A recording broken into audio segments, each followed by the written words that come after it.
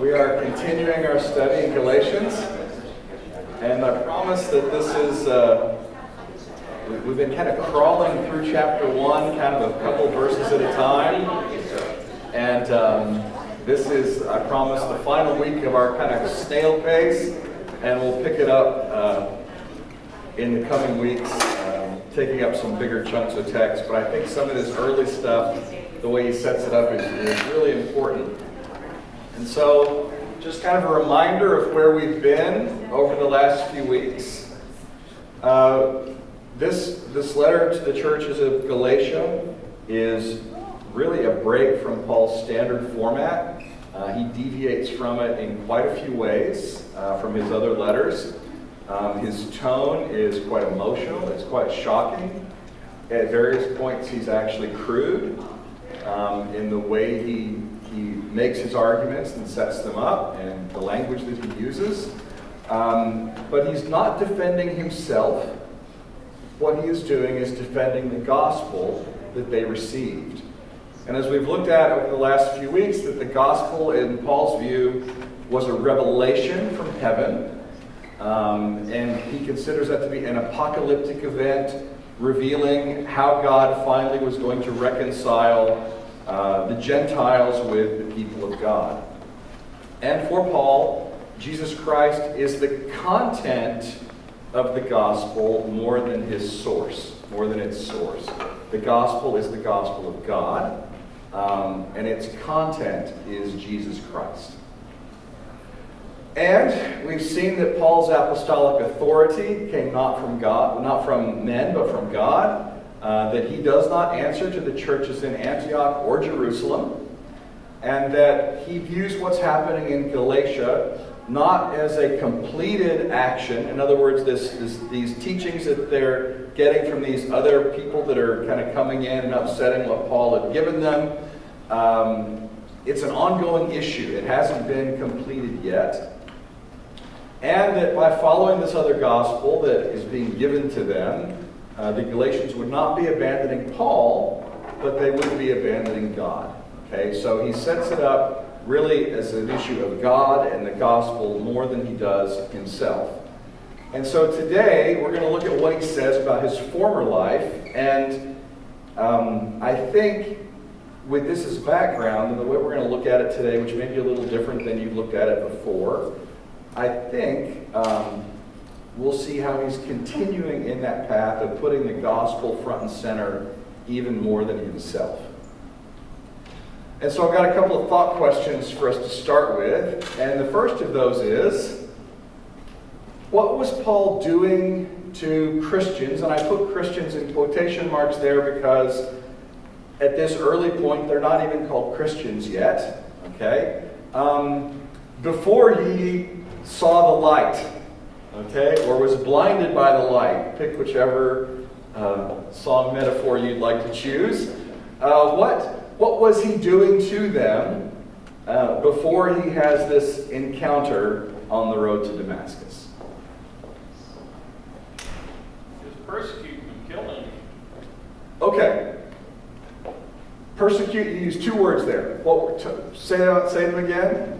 Persecute. Okay.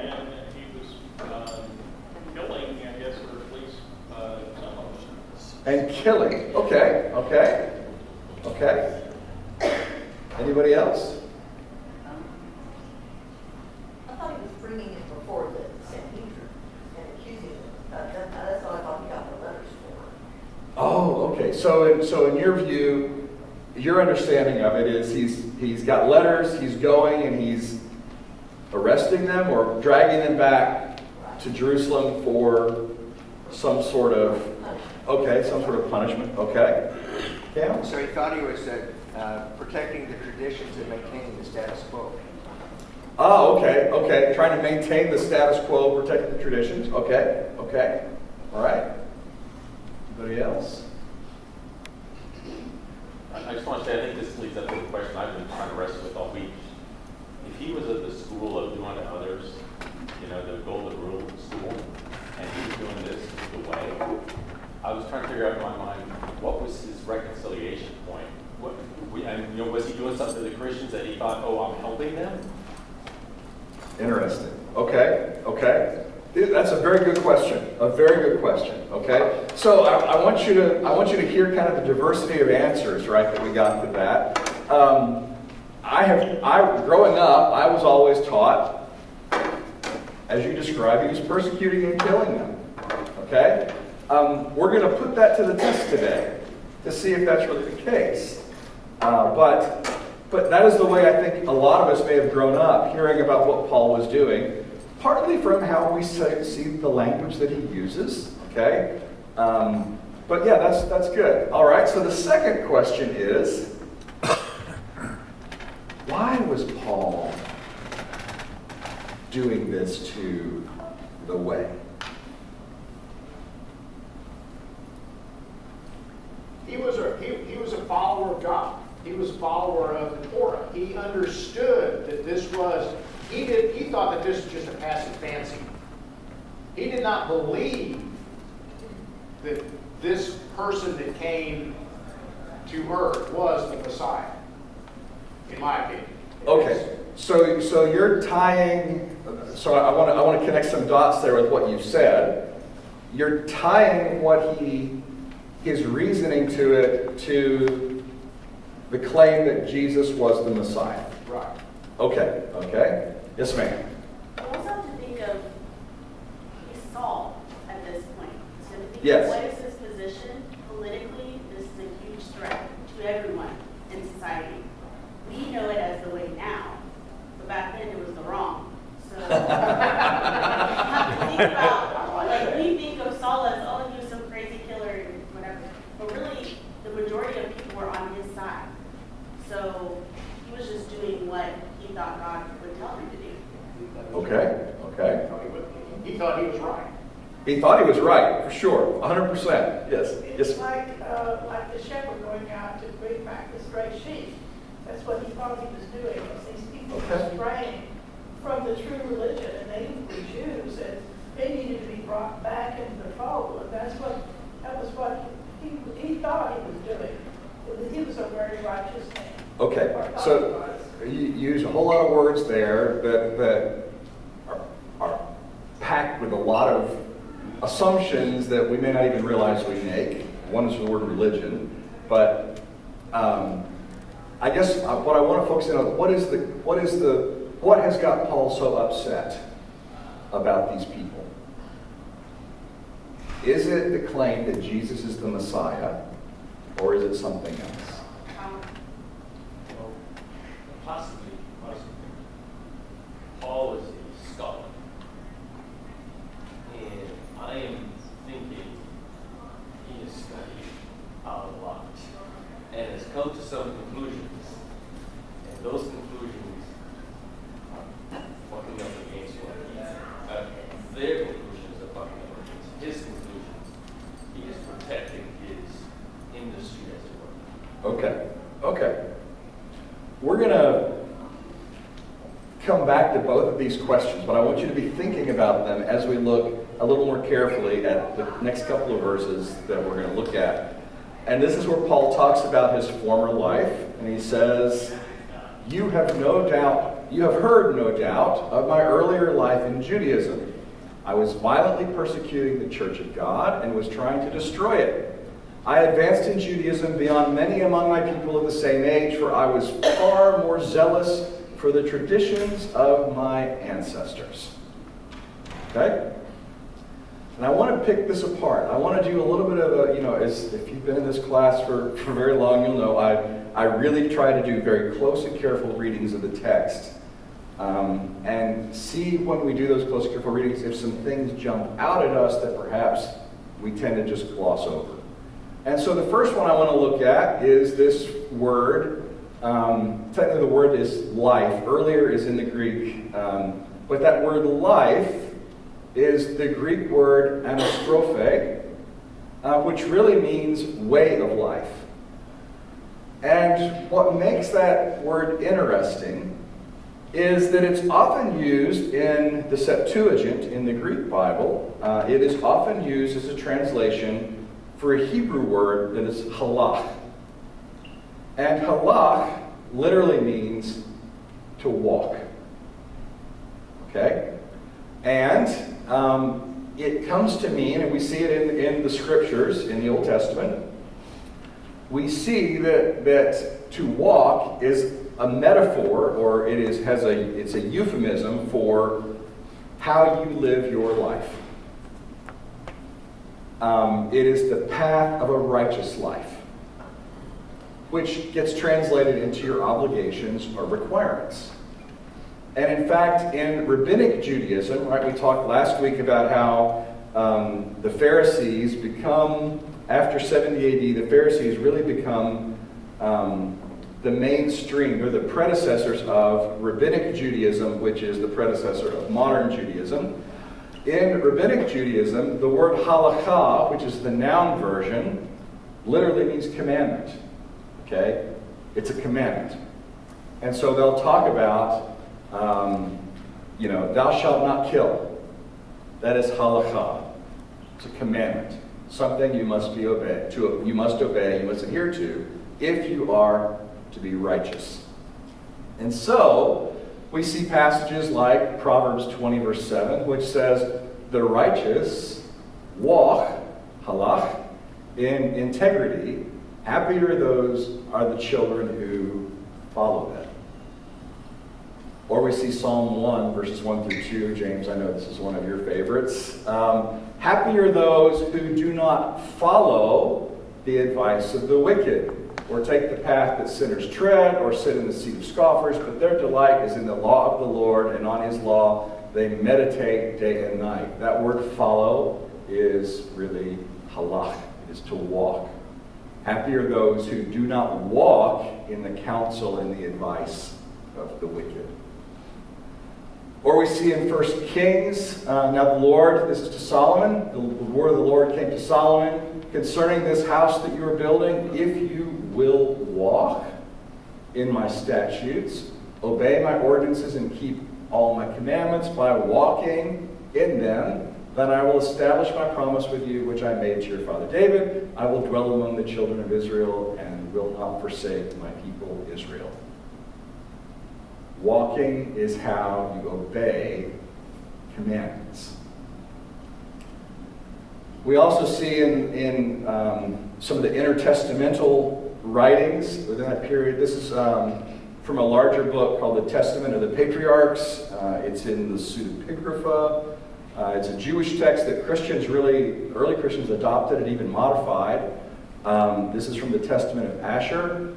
And it says, therefore, my children, keep the law and give not heed unto evil as unto good, but look unto the thing that is really good, and keep it in all commandments of the Lord, having your conversation therein and resting therein. That do not give heed is literally do not, because this is in Greek, do not anastrophe, do not walk, do not conduct yourself in that way. Then in 2 Maccabees, which is also within the Septuagint, within the what we would call the Apocrypha, it says, this is talking about an early Jewish martyr, a guy named Eleazar, during the time that the Jews are revolting against the Greeks that were ruling them and setting up their own rule. And it's talking about Eleazar, and it says, but making a high resolve, worthy of his years and the dignity of his old age, and the gray hairs that he had reached with distinction, and his excellent life, and that's that anastrophe word, walking, even from childhood, and moreover, according to the holy God-given law, he declared himself quickly, telling them to send him to Hades. In other words, go ahead and kill him. So, Paul's way of life, I think it's important that when he talks about my former life, he's not denigrating that former life. Okay? He is referring to his righteous conduct. And so I think it's important to remember that in this passage, by establishing his righteous conduct, he's not building up some sort of a straw man that he's going to just knock down later. Okay? He is establishing that he was faithful and righteous and walked according to the commandments. as he understood them. So, next thing I want to look at is he says, you have heard, no doubt, of my earlier life in Judaism. I was violently persecuting the church of God and was trying to destroy it. I advanced in Judaism beyond many among my people of the same age, for I was far more zealous for the traditions of my ancestors. What is Judaism? Well, the name comes from Judah, right? So Okay. descendants of at least of Judah, following Judah from Abraham. Okay. Judaism means something to us. Okay. The word, you're right, the word comes from Judah. It comes from Yehud, which is the name Judah, but also the province of that area at the time, actually from the time of the Persians, at least. I'm sorry, from the Babylonians, and then the Persians, and then even into the Romans. But is that what Paul means when he says Judaism? Does he mean the religion as we understand Judaism in a modern context, or does he mean something else by this word?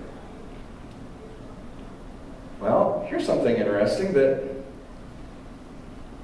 that verse are the only two places in the entire New Testament where that word is used, where the word Judaism is used in the entire New Testament. And in fact, we don't, even if we look at the Old Testament, the Greek Old Testament, again, I have to make that distinction. In the Greek Old Testament, the first time we see this word show up is in 2 Maccabees. Okay? And it is always used in 2 Maccabees in comparison to Hellenism. Okay? And it is used to distinguish between those who are faithful to the heritage of the Jews versus those who have adopted foreign Greek ways of life. Okay? So it has to do with, are you living according to the traditions of our ancestors, Judaism, or are you adopting, the word we would use, the technical word is syncretism, the practices of the culture around us, okay? Now, the reality is in the ancient world this time, everybody was Hellenized to some degree, okay? Everybody. Whether it be dress, whether it be the type of literature that was around, language that was spoken, Greek was prevalent, it was everywhere. But there seemed to be some things that were okay and there's some things that were not okay. Yes, ma'am? Would it be sort of the equivalent of saying the Amish way of life, because that's how life originated in the U.S. versus modern? Oh, that's a very good example. Yes. Yeah, modern American life versus, let's say, the Amish way of life. That's a good one. I would even go so far as to say, if you travel outside the United States, American culture is pervasive. It's everywhere. Okay? And you find in different cultures that they push back on that. Okay? We lived in Belgium for a few years, and in France in particular, they really don't like the encroachment of American ways of life and even words, right? Like they really try to push back on American words creeping into the French language, okay? And so it's sort of that pushback against the dominant prevailing culture, okay? And that's a very good example of how Judaism is being used versus Hellenism, okay? And it's the practices, and I want to emphasize this, it's the practices that separated the Jews from the Gentiles. And what are those practices? Well, it's important to remember that Judaism, in this context, is more about practices than beliefs. What we're talking about is a sacrificial system, okay, the nature of the sacrifices. We're talking about the feasts. We're talking about the food laws.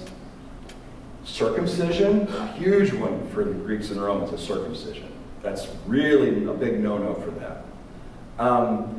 And what's interesting is Judaism tolerates a wide diversity of beliefs. But it's the practices where things get really sticky. So, what Judaism does is it sets the boundaries between insiders and outsiders. Any question about that? Oh, over here and then over here. Mine isn't really a question, it's more of a comment. Yes, ma'am. It seems like Judaism, because to a lot of us it seems foreign, it's kind of like Catholicism for us. Ah, interesting. You can be Okay. very Catholic, but also just very not at the same time. It's very much a way of identifying yourself, and if you do some of the practice some of the times, you're Catholic. But if you believe different saints and beliefs of Catholicism, then you're still Catholic. Yeah, okay. Interesting. Good, good. And then was there a comment over here? An example. So an example would be, I'm going to, hold on for a minute, because I'm going to give a big example in a minute. Okay, yes. At the risk of offending, Sure. Offend away. what comes to my mind to a certain extent is the church that I grew up in. Say a little more about that. Doesn't have to. Those that are in, no, right? Versus those that are out. I think a lot of what we were about was more practical. It was about the practice of our religion, to the point that many could no longer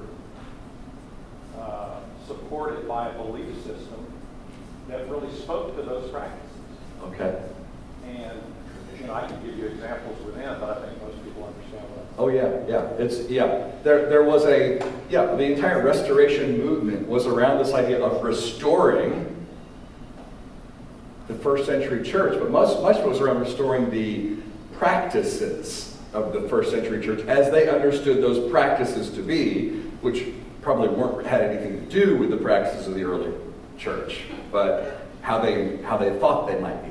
But yeah, very good. Yes, ma'am. Correct me if I'm wrong. Should the list also include one God versus many, many gods as well? Oh, that's a good one. To a degree. Not to the point that you believed whether the other gods existed, but to the point of the one that you worshipped, the one that you performed these various things that governed your life, that you worshiped them, and you were loyal to them, and not one of these other gods. Yes. But again, I think that's more tied up in the practice than it is in whether or not you believe that other gods existed. Okay, that maybe is a good distinction. That's a very good question. Very good question.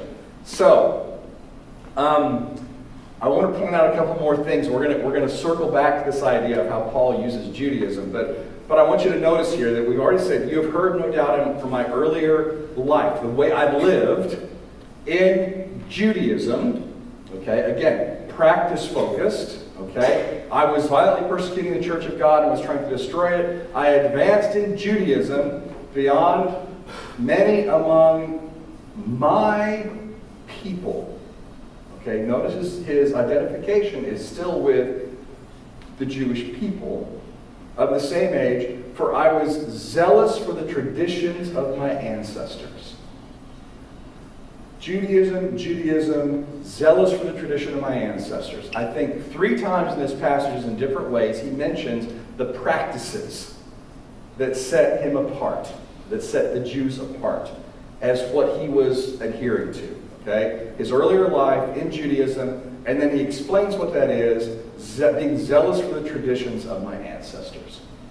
So, Judaism is really a defense of the Jewish heritage and traditions, the Jewish way of life, versus Hellenism. And so, I want us to think about what Paul says he was doing. I was violently persecuting the Church of God and was trying to destroy it.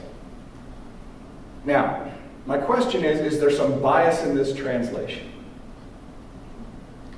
The word violently. Violently. Okay. We're going to look at that one. The word persecute. Okay, the word persecute. Yeah, what does persecute mean? Okay. There's another word in here that is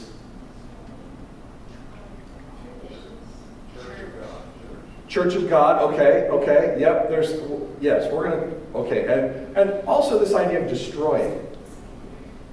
So here is what I've quoted is the NRSV version.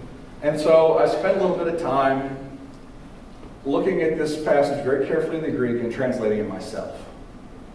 And I'm not saying that the NRSV translation is wrong, but I've translated it myself to try to pull out a different sense in the words that perhaps adds some nuance to what was there.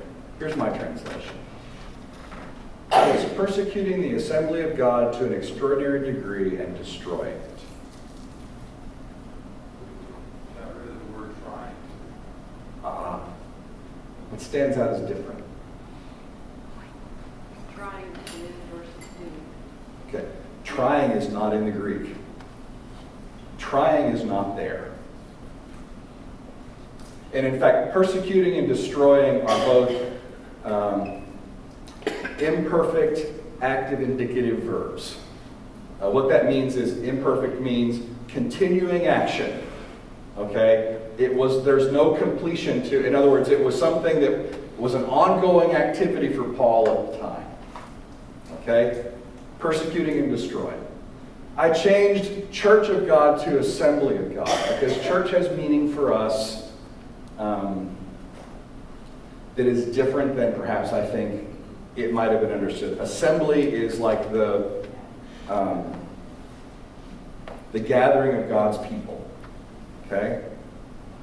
The word violently isn't there either. The word that gets translated in the NRSV is violently. I don't remember what the exact Greek word is off the top of my head, but it really means to an extraordinary degree. Okay? Exceedingly well. Okay? But so violently, though, ties into how we think of what Paul might have been doing to them. But a lot of that isn't necessarily in the text. It's something we read into that text. Okay?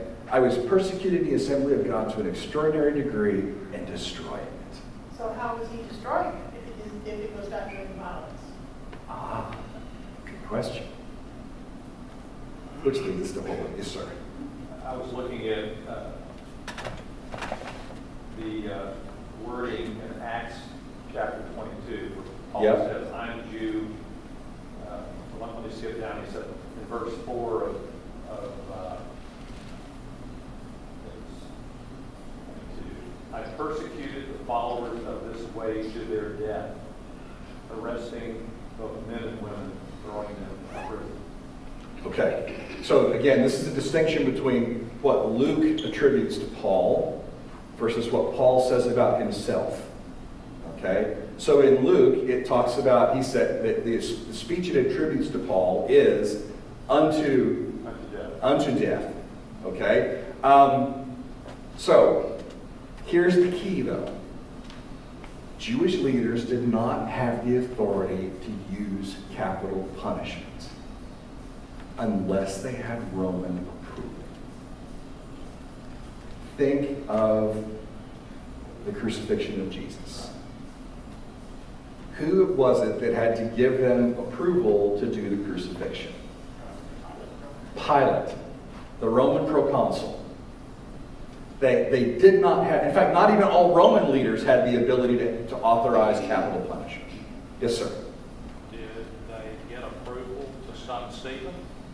Did they That's stone Paul? a really interesting question. Did they get approval to stone Stephen? The answer is likely no. Likely no. That was probably mob action, right? It was mob action. And in fact, we know from history, from I can't remember who was it that tells us this, from church tradition, that James, the brother of Jesus, was was basically thrown off the temple by members of the Sanhedrin, by the Jewish authorities, and then stoned. Okay? And they got in trouble for it because they didn't have the right. That's a very good question. And I don't think they did. I think it was mob action. And there may have been consequences for it. Yes, sir. Even if that wasn't the persecutions they were doing, wasn't that breaking the Ten Commandments? So again, the assumption there is, are they killing them? Is he killing them? Or bringing them back to be killed? That's a question. Do you have your hand up? Okay, I thought I saw a hand over here. Okay. I think there may be an interesting distinction there between not having the right to perform capital punishment, but for the Jews, they didn't see blasphemy, for example. It's not like murder, where somebody was being killed because they murdered someone. They were being killed like by stoning because they had blasphemed. They had violated the command of God. But the question is, did they have the authority to do that? By their law, they did. By their law, but not by the Roman rulers. Right? So we got to remember, they're living in the tension of the law versus the Roman rulers of the time who said, no, the authority to kill someone lies with us. Okay? So by law, they did not have the right to go and kill someone. Their punishment was limited to flogging. The 40 lashes minus 1, 39 lashes. Okay? They were allowed to do that. They didn't need Roman approval to do that. To kill someone required Roman approval, unless they did it under the table, which they would then be subject to Roman courts. Okay? Throwing people into prison can lead to that person dying. Yes. So yeah, putting them into prison while they await charges could certainly lead to someone's death.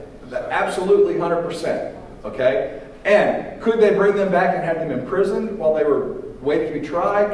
While they face charges? Absolutely. Okay? Absolutely.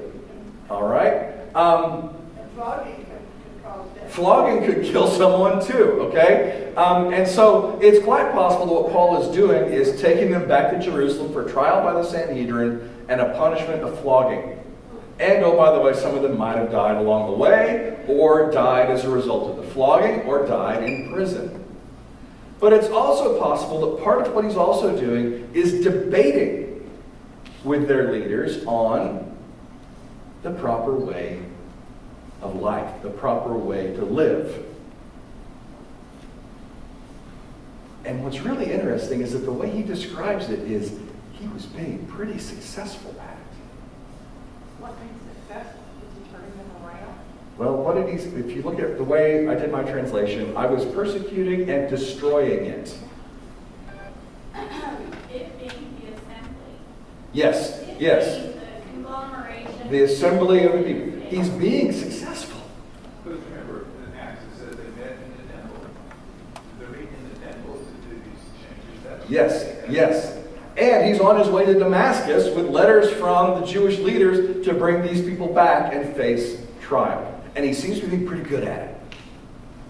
I hadn't thought of this before, Rob, but does history record any other examples of others like Paul who were zealous for their faith that went off, and, in his case, he went to Damascus. He would go to great lengths to persecute the way. Were there others that they did the same thing, where they would drag them back to Jerusalem, where they would, if they were generally lenient, or what was your word that you used, they were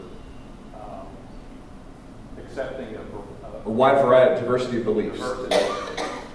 Any other examples of within Judaism where they persecuted people? I am sure that there are. I don't know any off the top of my head, but I could cite you chapter and verse. But that's a very good question. There would have to be, because there were how many men proclaiming they were God's chosen.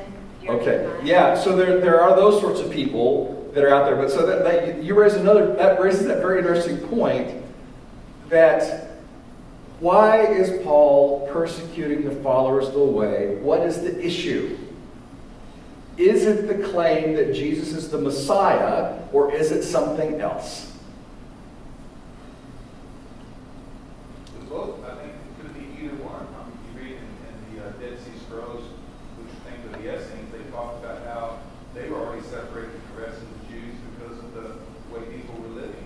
Yes, but they separated themselves. They separated themselves. Yes. Then if you think back in the Maccabees, why did they have that whole rebellion? It wasn't as much, well, the sacrifice, the priest sacrificed pigs on the altar in the temple, but it was, that was a major breaking point. But they also felt they couldn't circumcise anymore. Yes. They were changing the ways they lived. So Yes. it could be either one. Yes, yes.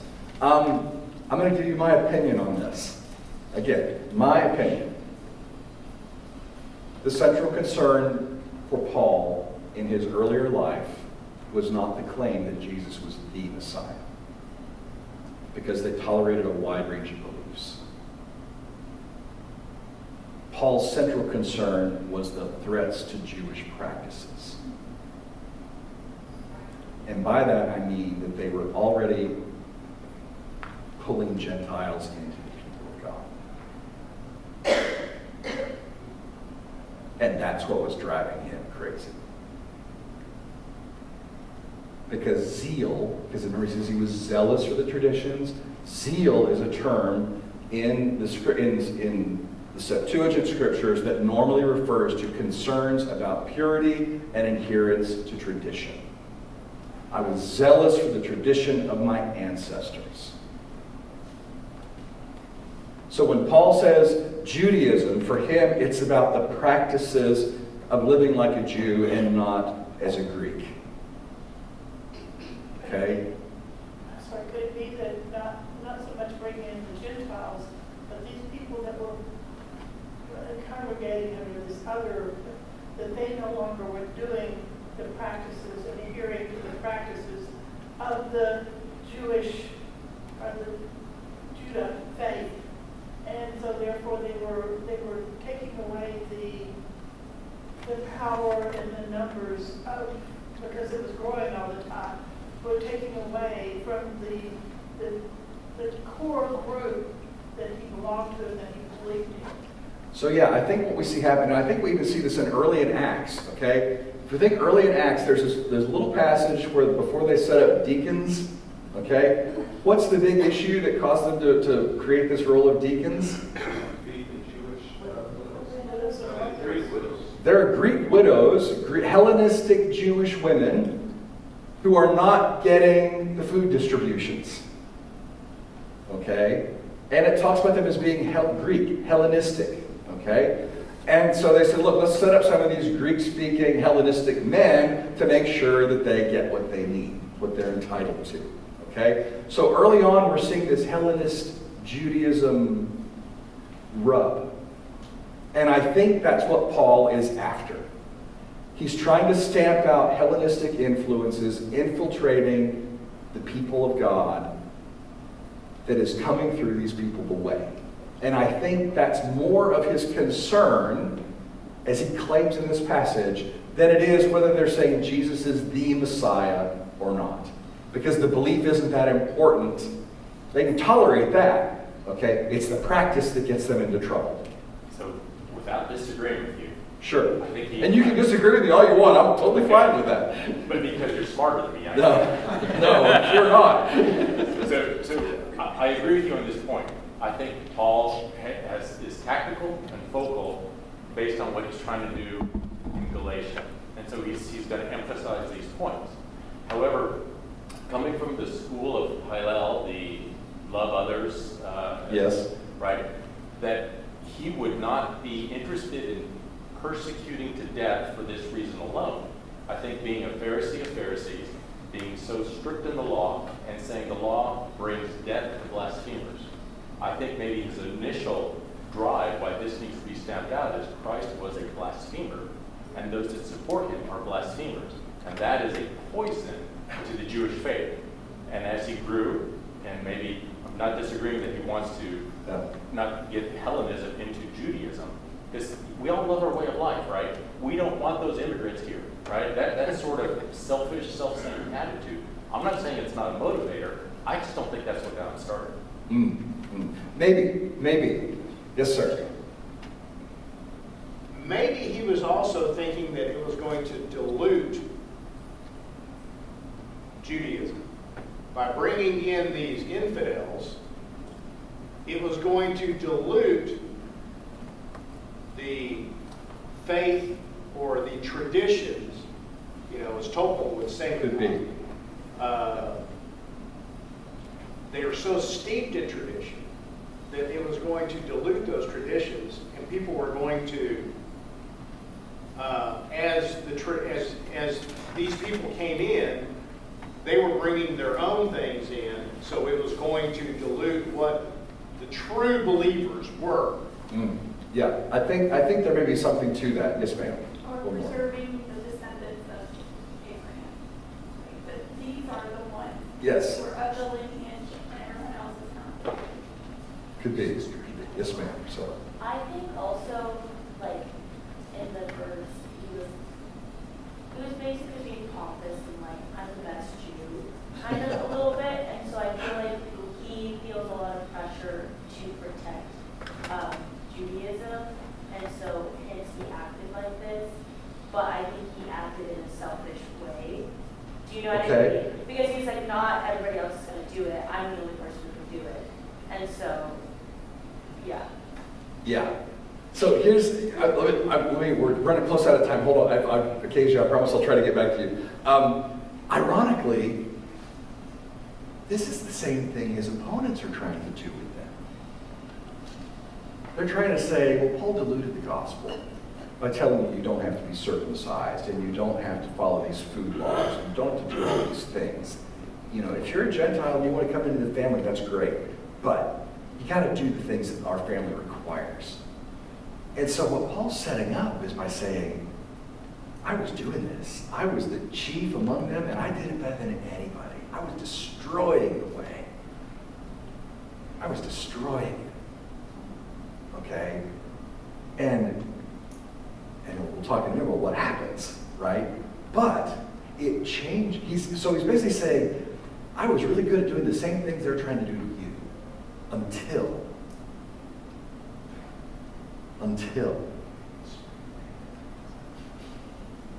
Now there's another clue to why I think this is true. You have heard, no doubt. You have heard, no doubt. That tells me Paul wasn't the one that told them this. Probably came from these people that are out there saying this about him. Of my earlier life in Judaism, I was violently persecuting the church of God and was trying to destroy it. I advanced in Judaism beyond many among my people of the same age, for I was far more zealous for the traditions of my ancestors. In Greek, this is all one sentence. All one sentence. Which means all of these things are tied together. His earlier way of life, the Judaism, the persecuting of the church, and the traditions of being zealous for the traditions of my ancestors. Okay? Those are not independent thoughts. It is one sentence in Greek. One very long run-on sentence, but it is still one sentence. You might be saying at this point, so what? Why have I wasted 50 minutes this morning parsing 6 words? And I think it comes down to why does Paul make this claim? And here's what I think Paul's reasoning is. Paul had everything going for him. He was winning in his persecution of the church. He was destroying it. Then he had an encounter that changed everything. A revelation of the risen Jesus Christ. Who, by the way, says, Saul, Saul, why are you what? Persecuting me. God called Paul. And that gospel from heaven, from God, changed his view. and switched him from this road of it's all about the traditions of my fathers versus Hellenism, okay, to realizing that God had reconciled the world through Jesus Christ. And that's the gospel. So, Paul was not killing Christians or handing them over to be killed when we look at the words carefully. At most, there were probably floggings, although some probably died as a result. But it may have also included rigorous debate. He's a Jew.